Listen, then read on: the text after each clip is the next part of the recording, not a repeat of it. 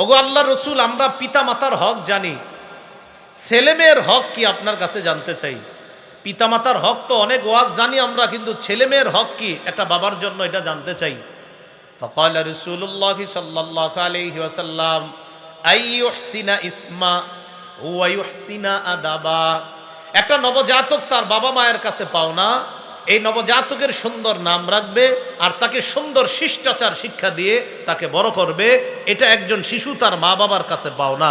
যারা ছোটবেলা থেকে তাকে জিন্সের প্যান্ট পরান আর শার্ট পরান, একটা বাচ্চা মেয়েকে আপনি প্যান্ট পরালেন আর শার্ট পরালেন, এটা কি আপনার সন্তান আপনার কাছে পাওনা? বলেন সবাই। জিনা আসতে হয়েছে, বলেন সবাই। যারা পড়ান তারাও বলেন, এটা কি আপনার কাছে পাওনা? নবী বলছে শিষ্টাচার শিক্ষা দেওয়া, এটা পাওনা। এই অধিকারগুলো আপনি আর আপনার স্ত্রী দুজন পুরা মুখস্থ করে ফেলবেন। এইভাবে সন্তানকে ছোটবেলা থেকে বড় করবেন, ইসলামী সভ্যতায় আদর্শে সন্তানকে বড় করার চেষ্টা করবেন। আল্লাহ তৌফিক দান করেন। একটা পরিবার কিভাবে সূচনা হয়, পরিবারের সন্তান কিভাবে একজন আদর্শ সভ্য মানুষ হবে, কিভাবে তার মধ্যে ইসলামী মূল্যবোধ তৈরি হবে, এই বিষয়ে আলোচনা করা হয়েছে।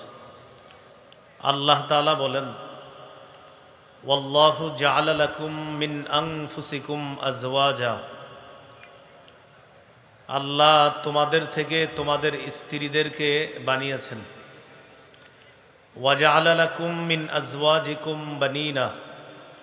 তোমাদের স্ত্রীদের থেকে তোমাদের সন্তানদেরকে আল্লাহ বানিয়েছেন। বাস্তবতাও এইভাবে। প্রথমে স্বামী স্ত্রীর মাধ্যমে পরিবারের সূচনা হয়, এরপর স্ত্রীর গর্ভ থেকে আল্লাহ তাআলা সন্তানদেরকে দুনিয়াতে নিয়ে আসেন। এজন্য একজন আদর্শ সভ্য দিনদার নারী বিয়ে করা। রাসূলুল্লাহ সাল্লাল্লাহু আলাইহি সাল্লাম বলেন, তুনকাহুল মারআতু লিআরবাইন লিমালিহা ওয়া লিহাসাবিহা ওয়া লিজামালিহা ওয়া লিদীনিহা। একজন নারীকে বিয়ে করা হবে চারটি বিষয়ের প্রতি লক্ষ্য রেখে। সম্পদ দেখা হবে, বংশ দেখা হবে, সৌন্দর্যতা দেখা হবে, 4 নাম্বার দিনদারিতা দেখা হবে। আমাদের সমাজ প্রথম 3টা দেখে, 4 নাম্বারটা দেখে না। সম্পদ দেখে, বংশ দেখে, সৌন্দর্যতা দেখে, 4 নাম্বার হলো দিনদারিতা। রাসূলুল্লাহ সাল্লাল্লাহু আলাইহি সাল্লাম বলেন, ফাসফার বিদাতিদ্দীনি তারিবাত ইয়াদাক। তুমি দিনদারিতাকে প্রাধান্য দাও। যদি দিনদারিতা প্রাধান্য না দাও, তোমার 2 হাত ধুলোই দূষরিত হোক, তুমি ধ্বংস হও, নাউজুবিল্লাহ।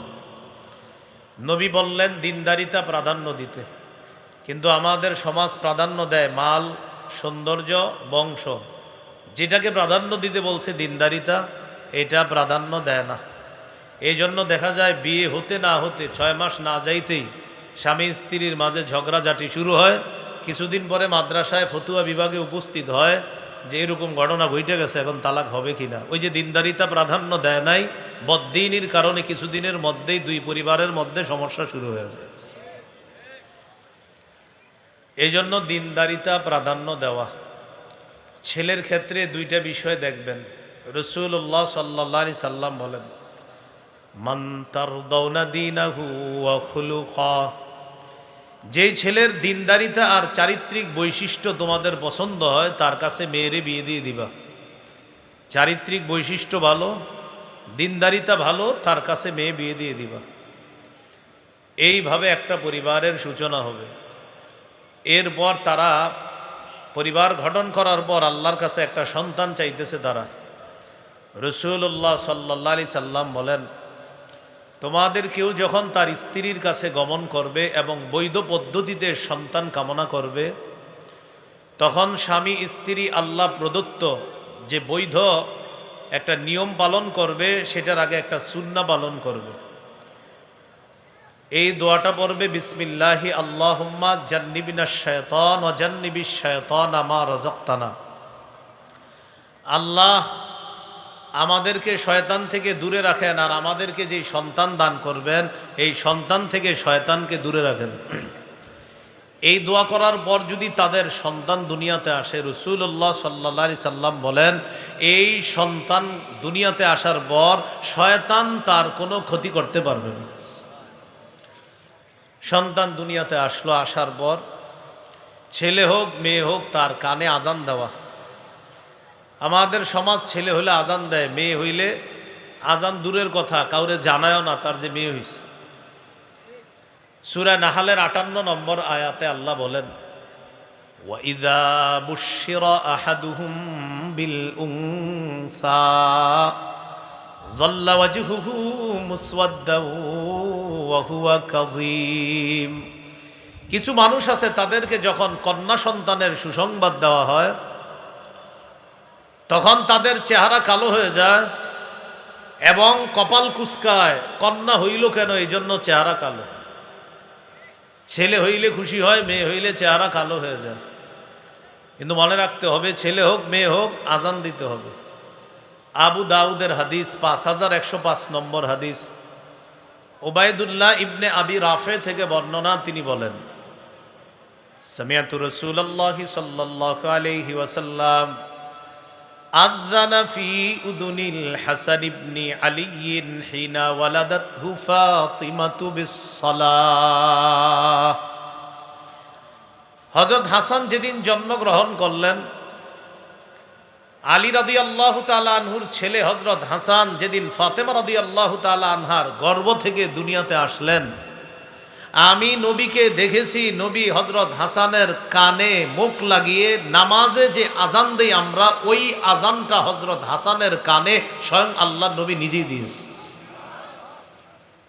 তাহলে সন্তান ছেলে হোক মেয়ে হোক, ১ নাম্বার আজান দেওয়া। ২ নাম্বার তাহনিক করানো। তাহনিক কি জিনিস? খেজুর চাবাবে, চাবানোর পর এই চাবানো খেজুরের যে থুতুটা মুখে লাগবে, কোনো আল্লাহওয়ালা বুজুর্গের মাধ্যমে ওই খেজুর চাবিয়ে এই চাবানো থুতুটা বাচ্চার মুখে প্রথম দিবেন। সহিহ বুখারীর বর্ণনা ৩৯০৯ নম্বর হাদিস। আসমা রাদিয়াল্লাহু তাআলা আনহার বর্ণনা, তিনি বলেন আন্নাহা হামালাত বি আব্দুল্লাহ ইবনে জুবাইর, তিনি পেটে আব্দুল্লাহ ইবনে জুবাইর রাদিয়াল্লাহু তাআলা আনহুকে পেটে ধারণ করলেন। এর মানে তিনি সন্তান সম্ভবা। তো তিনি বলেন খরজতু ওয়া আনা মুতিম্মুন, আমি মদিনায় হিজরতের উদ্দেশ্যে রওনা করলাম, আমি ছিলাম আসন্ন প্রসবা। আসন্ন প্রসবা মানে আমার সন্তান যে কোনো সময় হয়ে যাবে। রওনা করলাম, আতাইতুল মাদিনাতা, মদিনায় চলে আসলাম। নাজালতু বি কুবা, কুবায় অবতরণ করলাম। যেই কুবায় আল্লাহ রাসূল সাল্লাল্লাহু আলাইহি সাল্লাম 14 দিন অবস্থান করেছেন, সেই কুবায় অবতরণ করলাম। ফাওয়ালাদতুহু বি কুবা, আমি আমার সন্তান আব্দুল্লাহকে কুবাই প্রসব করলাম। মদিনায় গেলাম, কুবা নামক এলাকায় আমার সন্তান আব্দুল্লাহকে আমি প্রসব করলাম।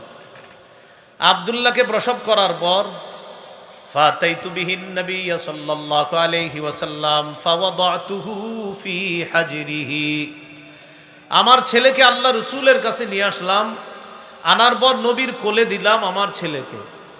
সুম্মা দাআ বিতামরা, রাসূলুল্লাহ সাল্লাল্লাহু আলাইহি সাল্লাম খেজুর আনলেন। ফামাদাগহা, খেজুর চাবাইলেন। চাবানোর পর খেজুর চাবানো যে থুতুটা মুখের মধ্যে আছে, ওই থুতুটা আব্দুল্লাহর মুখের মধ্যে আল্লাহ রসুল দিয়ে দিলেন।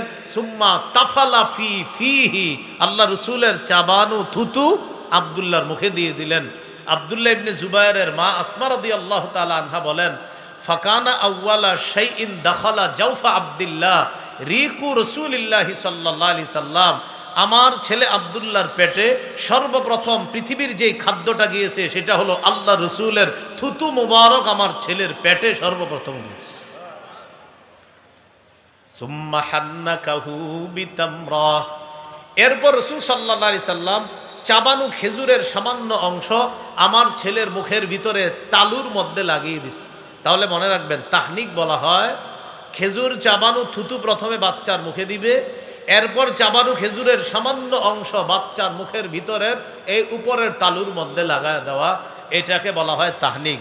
বাচ্চা হওয়ার পর 2 নম্বর করণীয়, অভিভাবক যারা এটা করবেন, ছেলে হোক মেয়ে হোক, কোনো আল্লাহওয়ালা বুজুর্গের মুখ থেকে খেজুর চাবানো থুতুটা বা খেজুরের সামান্য অংশ বাচ্চার মুখে দেওয়ার চেষ্টা করবেন। আল্লাহ মনে রেখে আমল করার তৌফিক দান করেন। 3 নাম্বার কাজ, যার সন্তান হবে তাকে আমরা দেখতে গেলে ওই সন্তান আর সন্তানের বাবার জন্য বরকতের দোয়া করব।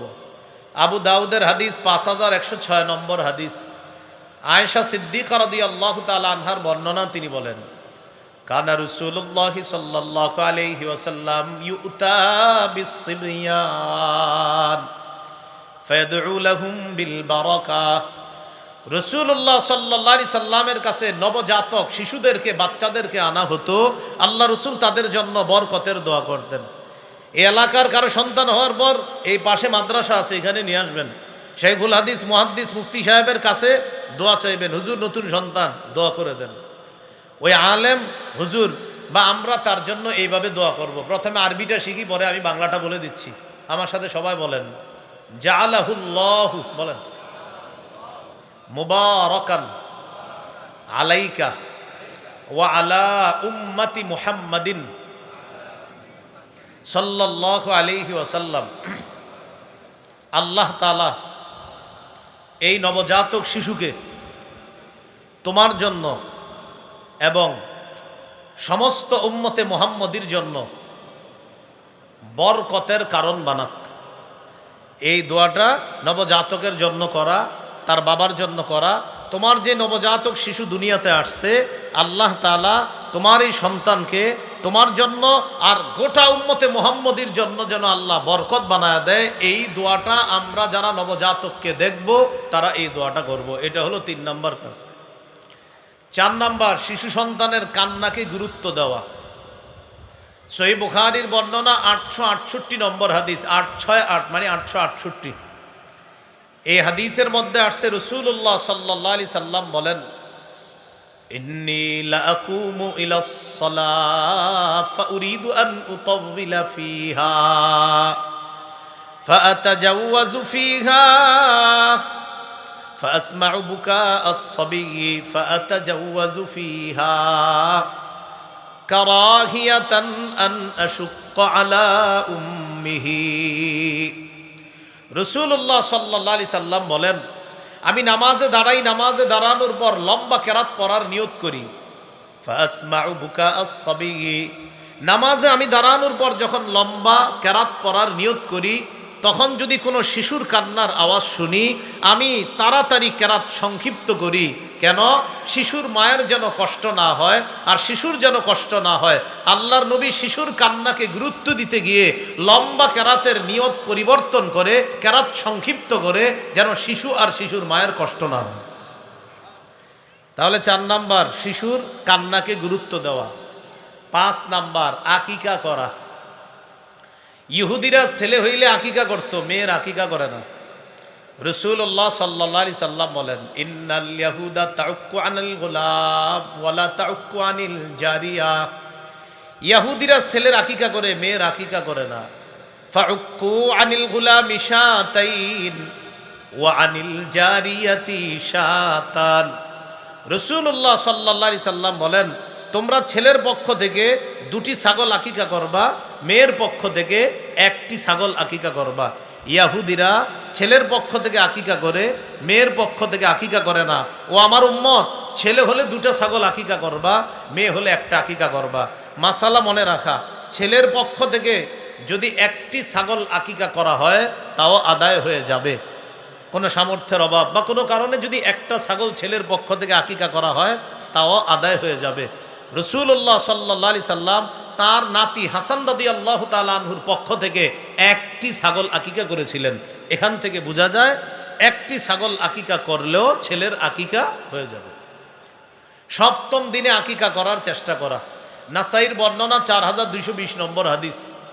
এই হাদিসের মধ্যে আছে রাসূলুল্লাহ সাল্লাল্লাহু আলাইহি সাল্লাম বলেন, কুল্লু গুলামিন রাহিনুন বিআকিকাতিহি তুযবাহু আনহু ইয়াওমা সাবিহি। প্রত্যেক নবজাতক তার আকিকার সাথে আবদ্ধ থাকে। 7ম দিনে এই নবজাতকের পক্ষ থেকে একটি পশু জবাই করা হবে। ওয়া ইউহলাকু রাসুহু, তার মাথা মুন্ডন করা হবে। ওয়ায়ুসাম্মা, তার নাম রাখা হবে। তাহলে সপ্তম দিনে পশু জবাই করা, মাথা মুন্ডন করা, নাম রাখা। মাথা মুন্ডন করার ক্ষেত্রে একটা কথা আমরা সবাই মনে রাখবো, যেটা তিরমিজিতে আসছে 1519 নম্বর হাদিস। রসুল্লাহ সাল্লাল্লাহু আলাইহি সাল্লাম তার মেয়ে ফাতেমা রাদিয়াল্লাহু তাআলা আনহাকে বললেন, ফাতেমা ইহলিকি রাসা, হাসানের মাথা মুন্ডন করার পর চুলগুলা ওজন করবা। ওয়া তাসাদ্দাকি বিজিনাতি শা'রিহি ফিদ্দাতান, হাসানের চুলগুলা সপ্তম দিনে মুন্ডন করার পর এই চুলগুলা ওজন করবা। ওজন করার পর সমপরিমাণ রূপা সৎকা করে দিবা। আলী রাদিয়াল্লাহু তাআলা আনহু বলেন, ফাওয়াজানতুহু ফাকানা ওয়াজনুহু দিরহামান আও বা'দা দিরহাম, আমি আমার ছেলে হাসানের চুলগুলা ওজন করলাম। ওজন করার পর দেখি 1 দিরহাম অথবা 1 দিরহামের কাছাকাছি হয়েছে। আপনার সন্তানের নবজাতক শিশুর সপ্তম দিনের চুলটা একটা টিস্যুর মধ্যে রেখে দিবেন, বাজারে নিয়ে যাবেন, স্বর্ণকারের দোকানে গিয়ে বলবেন এই চুলের সাথে রূপার ওজন দাও। ওজন দেওয়ার পর যেই পরিমাণ রূপা হবে এই পরিমাণ রূপা সৎকা করে দিবেন। যদি আপনি রূপা সৎকার না করেন, সমপরিমাণ টাকা সৎকা করে দিবেন। রূপা অথবা রূপার সমপরিমাণ টাকা সৎকা করে দিবেন। এ হলো 5 নাম্বার কাজ, আকিকা করা। মাথা মুন্ডন করার ক্ষেত্রে একটা কথা মনে রাখা, কিছু অংশের চুল রাইখা আর বাকি অংশ মুন্ডন করা এটা নিষেধ। আমার সাথে বলেন, বলেন কাজা, বলেন সবাই বলেন কাজা। কাজা কাকে বলে বলতেছি আমি। নাহা রাসূলুল্লাহ সাল্লাল্লাহু আলাইহি ওয়াসাল্লাম আনিল কাজা, রাসূলুল্লাহ সাল্লাল্লাহু আলাইহি সাল্লাম কাজা করতে নিষেধ করেছেন। কাজা কি জিনিস? নবী বলেন, আইয়ুহলাকা রাসুহু মাকানুন ওয়া ইউতরাকা মাকান, কিছু অংশের চুল রাখা আর কিছু অংশ মুন্ডন করা, এটাকে বলা হয় কজা। আমাদের শিশুরা কজা না করলেও ইদানিংকালে বড়রা কজা করে। অনেক ছেলেরা মোটরসাইকেল চালায় আর দেখবেন কিছু চুল আছে আর কিছু চুল নাই, এটাকে বলা হয় কজা। এটা নিষেধ, এটা করা যাবে না। কেমন দেখা যায়, হ্যাঁ, চুল কিছু রাখে আর চুল নাই কোথায় জানে, এই কজা করা নিষেধ। তাহলে 5 নাম্বার আকিকা করা। 6 নাম্বার সুন্দর নাম রাখা, এটা গুরুত্বপূর্ণ বিষয়। আন্দাজি খালি নাম রেখে দিয়েন না, আলেমদের সাথে পরামর্শ করে নাম রাখবেন। আব্দুল্লাহ ইবনে আব্বাস রাদিয়াল্লাহু তাআলা আনহুমার বর্ণনা, তিনি বলেন সাহাবায়ে কেরাম রাসূলুল্লাহ সাল্লাল্লাহু আলাইহি সাল্লামকে জিজ্ঞাসা করলেন, কদ আলিমনা হাক্কাল ওয়ালিদি ফামা হাক্কুল ওয়ালাদি ইয়া রাসূলুল্লাহ, ওগো আল্লাহর রাসূল, আমরা পিতা মাতার হক জানি, ছেলেমেয়ের হক কি আপনার কাছে জানতে চাই। পিতামাতার হক তো অনেক ওয়াজ জানি আমরা, কিন্তু ছেলেমেয়ের হক কি একটা বাবার জন্য এটা জানতে চাই। ফাকালা রাসূলুল্লাহ সাল্লাল্লাহু আলাইহি ওয়াসাল্লাম আইয়ুহসিনা ইসমা ওয়া ইউহসিনা আদাবা, একটা নবজাতক তার বাবা মায়ের কাছে পাওনা, এই নবজাতকের সুন্দর নাম রাখবে আর তাকে সুন্দর শিষ্টাচার শিক্ষা দিয়ে তাকে বড় করবে। এটা একজন শিশু তার মা বাবার কাছে পাওনা। যারা ছোটবেলা থেকে তাকে জিন্সের প্যান্ট পরান আর শার্ট পরান, একটা বাচ্চা মেয়েকে আপনি প্যান্ট পরালেন আর শার্ট পরালেন, এটা কি আপনার সন্তান আপনার কাছে পাওনা? বলেন সবাই। জিনা আসতে হয়েছে, বলেন সবাই। যারা পরান তারাও বলেন, এটা কি আপনার কাছে পাওনা? নবী বলছে শিষ্টাচার শিক্ষা দেওয়া, এটা পাওনা। সুন্দর নাম কেন রাখবেন, একটা হাদিস শুনলে বিষয়টা বুঝে আসবে। আগে আমার সাথে বলেন, বলেন হাজনুন, অর্থ দুঃখ। বলেন তো হাজনুন অর্থ কি? এক ব্যক্তির নাম হাজনুন। সহিহ বুখারী 6193 নম্বর হাদিস। সহিহ বুখারী 6193 নম্বর হাদিস।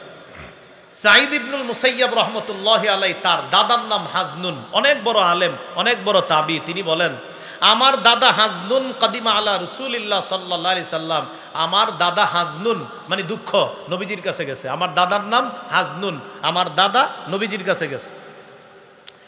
যাওয়ার পর রাসূলুল্লাহ সাল্লাল্লাহু আলাইহি সাল্লাম আমার দাদাকে জিজ্ঞাসা করলেন, মাসমুকা, তোমার নাম কি? আমার দাদা বললেন, হাজনুন, আমার নাম দুঃখ, মানে হাজনুন মানে দুঃখ। নবীজি বললেন, না না, লা বাল আনতা সাহলুন, তুমি সাহলুন, তুমি সহজ, তুমি ভালো, কি নাম রাখছো? দুঃখ, নাম পাল্টাও। ওই ব্যক্তি জবাব দিলেন, মা আনা বিমুগাইরিন ইসমান সাম্মানি আবি, আমার আব্বা আমার যেই নাম রাখছে এই নাম আমি পরিবর্তন করব না। আমাদের সমাজে এমন মানুষ আছে, একটা আজাইরা নাম রাখে, আলেম ওলামারা যদি বলে ভাই এই নাম রাখেন না, না আব্বার দাদা রাখছে, এটা পাল্টাইতে পারবো না। তো নবীজি বললেন, তোমার নাম কি? কয় হাজনুন। মানে দুঃখ। নবীজি বলেন না কি দুঃখ, সাহালুর নাম রাখো। তিনি বললেন আমি আমার আব্বার নাম পাল্টাতে পারবো না, নাম পাল্টান নাই। না পাল্টানোর কারণে সাঈদ ইবনুল মুসাইয়াব তিনি বলেন ফামা জালাতিল হুজুনাতু ফিনা বাদু, আমার দাদা নাম না পাল্টানোর কারণে আমাদের বংশে সদা সর্বদা দুঃখ লেগেই থাকতো, দুঃখ লেগেই থাকতো। নবী বলছিলেন নামটা পাল্টাও, পাল্টায় না।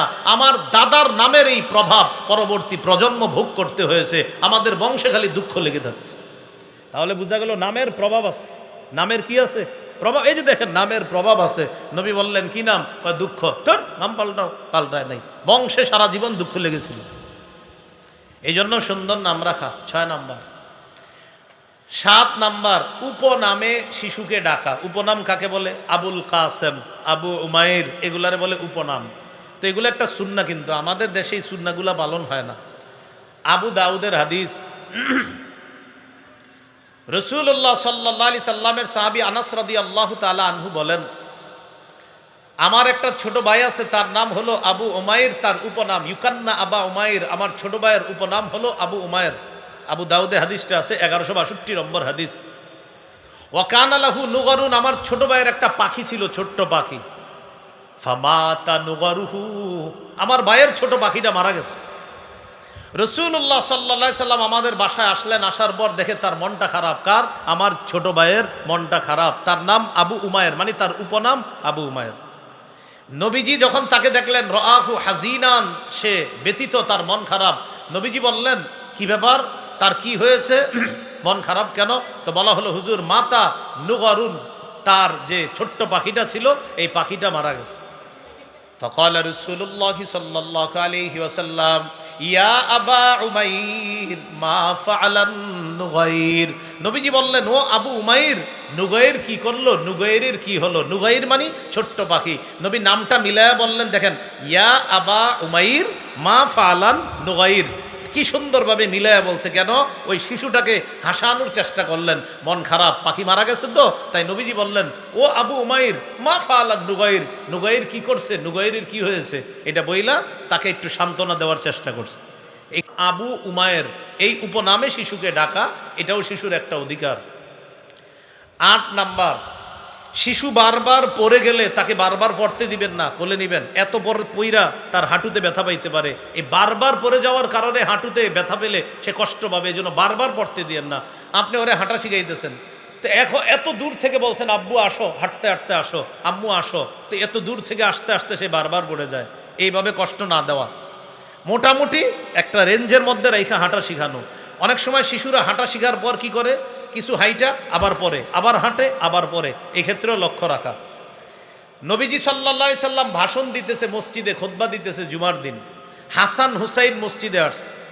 ফায়াসুরানি ওয়ায়াকুমান, হাসান হুসাইন বারবার পড়ে যায় আবার দাঁড়ায়, আবার পড়ে যায় আবার দাঁড়ায়। নবী খুতবা বন্ধ করে আখজা হুমা, নাতি দুইজনকে জড়ায়া ধরলেন। দুইজনকে ধরার পর আল্লাহ রসুল সাল্লাল্লাহু আলাইহি সাল্লাম সাইদা বিহিমাল মিম্বার, দুই নাতিকে কোলে নিয়েই মিম্বরে গিয়ে বাকি খুতবা শেষ করছে। এখান থেকে কি বোঝা যায়? হাঁটা শিখার পর একটু খেয়াল রাখা, যেন বেশি পড়ে না যায়। হাঁটতেছে পড়তেছে, হাঁটতেছে পড়তেছে, বেশি পড়তে দিয়েন না, ব্যথা পাইতে পারে। আল্লাহ রসুল সাল্লাল্লাহু আলাইহি সাল্লাম নাতি দুইজনকে দেখতেছে, ওরা খালি বারবার হাঁটে পরে, হাঁটে পরে। নবীজি খুতবা বন্ধ করে তাদেরকে কোলে নিয়ে বাকি খুতবা ওই অবস্থায় আল্লাহ রসুল শেষ করছে। এ হলো 8 নাম্বার। 9 নাম্বার, সুন্দর পোশাকে অভ্যস্ত করা, কালারটা যাতে সুন্দর হয়, আজাইরা উল্টা পাল্টা কালার যেন না হয়। আব্দুল্লাহ ইবনে আমর রাদিয়াল্লাহু তাআলা আনহুমার বর্ণনা, তিনি বলেন রাআহু রাসূলুল্লাহ সাল্লাল্লাহু আলাইহি ওয়াসাল্লাম ওয়া আলাইহি সাওবানি মুআসফারান। আল্লাহ রসুল তার সাহাবী আব্দুল্লাহ ইবনে আমরকে দেখলেন, তার শরীরের মধ্যে 2টি কুসুম রঙের কাপড়। কি রঙের? কুসুম রং। ফাকালা রাসূলুল্লাহ সাল্লাল্লাহু আলাইহি ওয়াসাল্লাম হাযিহি সিয়াবুল কুফার ফালা তালবাসহা। নবী বললেন এগুলা কাফেরদের পোশাক, খোলো, এগুলা আর পরবা না।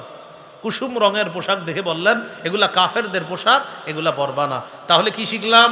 সন্তানের পোশাক নির্বাচনে কালারটাও গুরুত্বপূর্ণ, ঠিক না? এটা কিন্তু ছোটবেলা থেকে মনে রাখবেন।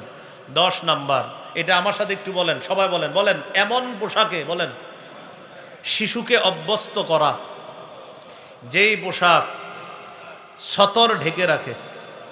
শিশুর সতর না ঢাকলে তো গুনাহ হবে না, কিন্তু ওরে শিখাতে হবে ছোটবেলা থেকে যে সতর ঢাকতে হয়, এমন পোশাকে তাকে অভ্যস্ত করা। সূরা আরাফের 26 নম্বর আয়াতে আল্লাহ বলেন, ইয়া বানি আদামা কদ আনজালনা আলাইকুম লিবাসা ইউয়ারি সাওআতিকুম ওয়ারিশা। হে আদম সন্তান, আমি তোমাদের জন্য পোশাক দিলাম, তোমাদের উপর পোশাক দিলাম, তোমাদের জন্য পোশাক নাজিল করলাম। কেন? ইউয়ারি সাওআতিকুম, তোমাদের জন্য এমন পোশাক আমি আল্লাহ দিয়েছি যেই পোশাক তোমাদের লজ্জাস্থান ঢেকে রাখে। ওয়ারিশা, এবং তোমাদের সৌন্দর্যতার কারণ, যেই পোশাক তোমাদের লজ্জাস্থান ঢেকে রাখে আর তোমাদের সৌন্দর্যতার কারণ। তাহলে শিশুকে এমন পোশাকে অভ্যস্ত করা যেন ছোটবেলা থেকেই ও ইসলামটা শিখে বড় হতে পারে। কি বলেন, হিম্মত করা যায় কিনা ইনশাআল্লাহ? এমন পোশাকে বিশেষ করে মা বোনদেরকে যারা আমরা ঘরে থাকে তাদেরকে এই কথাগুলো বলে দেওয়া। আল্লাহ আমল করার তৌফিক দান করেন। 11 নাম্বার, বলেন সাদা পোশাকে বলেন অভ্যস্ত করা। কোন পোশাক বেশি গুরুত্ব দেওয়া বলেন তো? সাদা পোশাক। ক্বালা রাসূলুল্লাহ সাল্লাল্লাহু আলাইহি ওয়াসাল্লাম ইলবাসু মিন সিয়াবিকুমুল বায়াদ। নবীজি বলেন পোশাকের মধ্যে সাদা পোশাকটা বেশি পরিধান করবা, পোশাকের মধ্যে সাদা পোশাকটা বেশি পরিধান করবা। অন্য পোশাককে আমি নাজায়েজ বলতেছি না, কিন্তু নবীজি বলেন সাদা পোশাক বেশি তোমরা পরিধান করবা। কেন? এটা সর্বোত্তম পোশাক। ওয়াকাফিনু ফিহা মাউতাকুম, আর তোমাদের মৃতদেরকেও সাদা পোশাকে কাফন দিবা। তাহলে বলেন তো, জীবিত যারা, নবী বলেন জীবিতরাও সাদা পোশাক পরে থাকবা, আর তোমাদের মধ্যে যারা মৃত তাদেরকেও সাদা পোশাকে কাফন পরিয়ে কবরে রাখবা। তাহলে জীবিতরা সাদা পোশাক, মৃতরাও সাদা পোশাক। জীবিতরা সাদা পোশাক কেন পরবে? বারবার তাকাবে আর স্মরণ করবে আমার যে কোনো সময় আমার শরীরের উপর চূড়ান্ত সাদা পোশাক উঠতে পারে, যেটা দিয়ে মানুষ আমাকে কবর দিবে। এই জন্য সাদা পোশাকে তাকাবেন আর মরণের কথা স্মরণ হবে যে আমি মারা গেলেও এই কালার দিবে জনগণ আমাকে। এ হলো 11 নাম্বার। 12 নাম্বার, এটা আমার সাথে একটু বলেন, বলেন এমন পোশাক পরাবো না যেই পোশাক অহংকারী বানিয়ে দেয়, অপচয়ের কারণ হয়। তাহলে শিশুকে ছোটবেলা থেকে এমন পোশাক পরাবো না যেই পোশাক অহংকার প্রকাশ পায় আর যেই পোশাক অপচয়ের কারণ হয়, এরকম পোশাক পরাবো না। ক্বালা রাসূলুল্লাহ সাল্লাল্লাহু আলাইহি ওয়াসাল্লাম কুলু ওয়াশরাবু। রাসূলুল্লাহ সাল্লাল্লাহু আলাইহি ওয়াসাল্লাম বলেন তোমরা খাও, তোমরা পান করো। ওয়া তাসাদ্দাকু, তোমরা দান খয়রাত করো। এরপরে নবী বলেন ওয়ালবাসু, তোমরা এমন পোশাক পরিধান করো মালাম ইউখালিতহু ইসরাফুন আও মাখিলা, এমন পোশাক পরো যেই পোশাকে অপচয় হয় না আর যেই পোশাকে অহংকার প্রকাশ পায় না, এমন পোশাক তোমরা পরিধান করো। আপনি মাশাল্লাহ এমন পোশাক পরতেছেন, একটু আগে আপনি ঠিক ছিলেন, পোশাক পরার পরে আপনার আশেপাশেও যাওয়া যায় না। বিষয়টা যেন এমন না হয়। এ হলো 12 নাম্বার। 13 নাম্বার, এটা আমার সাথে একটু বলেন, বলেন শিশু সন্তান যদি ছেলে হয় তাকে রেশম এবং স্বর্ণ থেকে দূরে রাখা। কি থেকে? রেশম এবং স্বর্ণ থেকে। শিশু সন্তান যদি কি হয়, ছেলে হয়, ছোটবেলা থেকে শিখানো, রেশম পরানো যাবে না, স্বর্ণ পরানো যাবে না। ক্বালা রাসূলুল্লাহ সাল্লাল্লাহু আলাইহি ওয়াসাল্লাম উহিল্লাত যাহাবু ওয়াল হারিরু লিউনাসি উম্মতি ওয়া হুররিমা আলা যুকুরিহা। রাসূলুল্লাহ সাল্লাল্লাহু আলাইহি সাল্লাম বলেন আমার উম্মতের নারীদের জন্য রেশম এবং স্বর্ণ বৈধ করা হয়েছে, আমার উম্মতের পুরুষের জন্য রেশম এবং স্বর্ণ হারাম করা হয়েছে।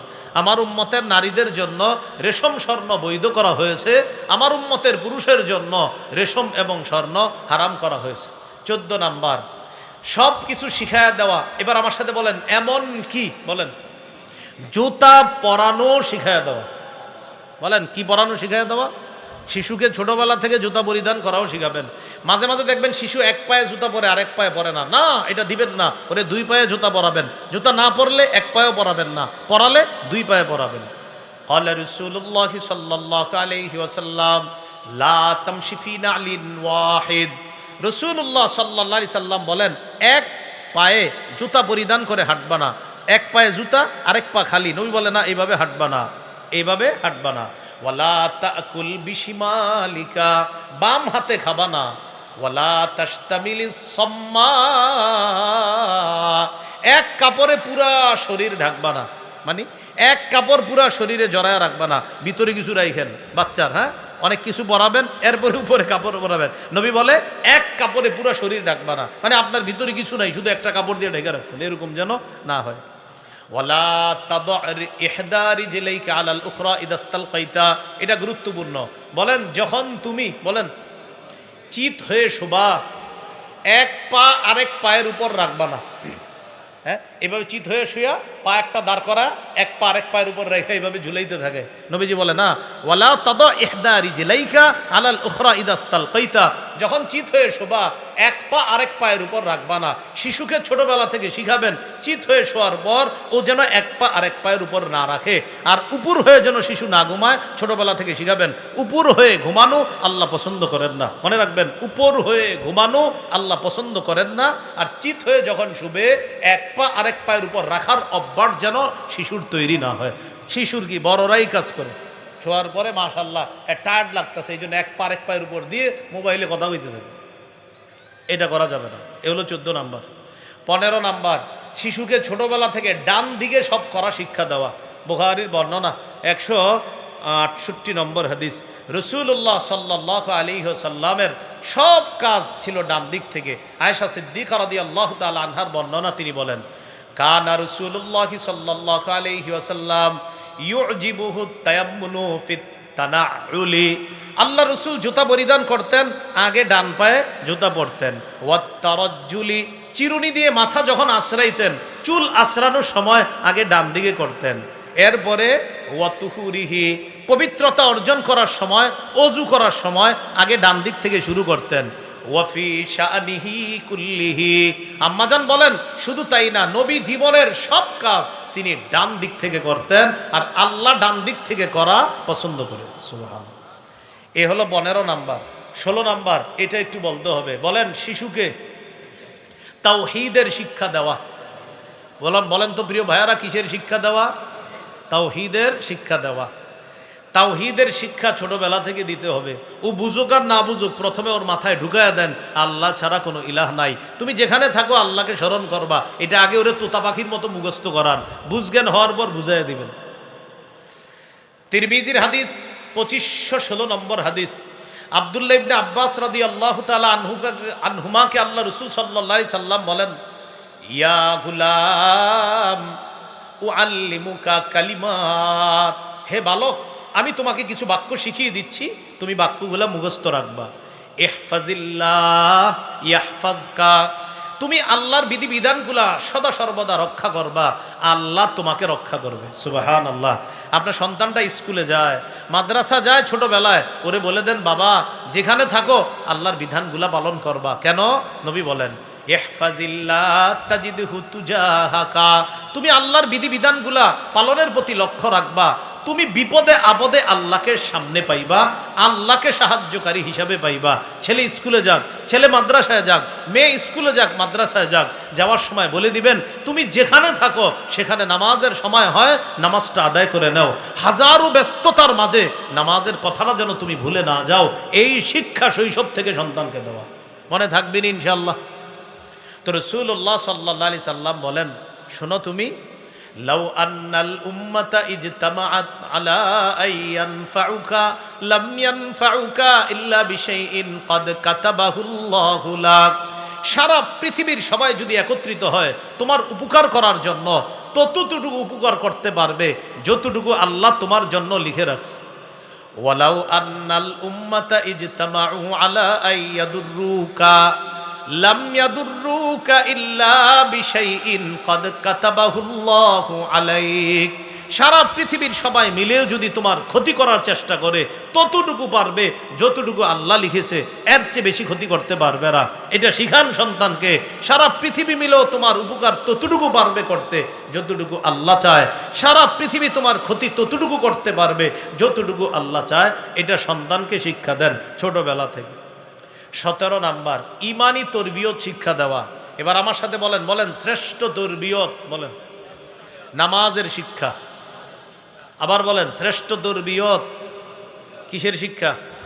নামাজের শিক্ষা। ওরে ছোটবেলা থেকে বুঝান, বাবা মা সারা পৃথিবীতে যা করো একটা কাজ কখনো ভুলবা না, নামাজ পড়া। ও যেন ছোটবেলা থেকে এটা মুখস্থ করে, বুঝজ্ঞান হওয়ার পর বুঝবে যে নামাজ আমাকে শিখাইছে আমার আব্বা আম্মা, যে কোনো অবস্থাতে এটা ছাড়া যাবে না। এই জন্য রাসূলুল্লাহ সাল্লাল্লাহু আলাইহি সাল্লাম বলেন, মুরু আওলাদাকুম বিসসালাত ওয়া হুম আবনাউ সাবঈ সিনিনা। তোমরা তোমাদের সন্তানদেরকে নামাজের আদেশ করো যখন তাদের বয়স হয় 7। ওয়াদরিবুহুম আলাইহা ওয়া হুম আবনাউ 10 সিনিনা। যখন তাদের বয়স 10 বছর হয় তখন তাদেরকে তোমরা নামাজের জন্য প্রয়োজনে মৃদু আঘাত করো। 7 বছর বয়সে নামাজ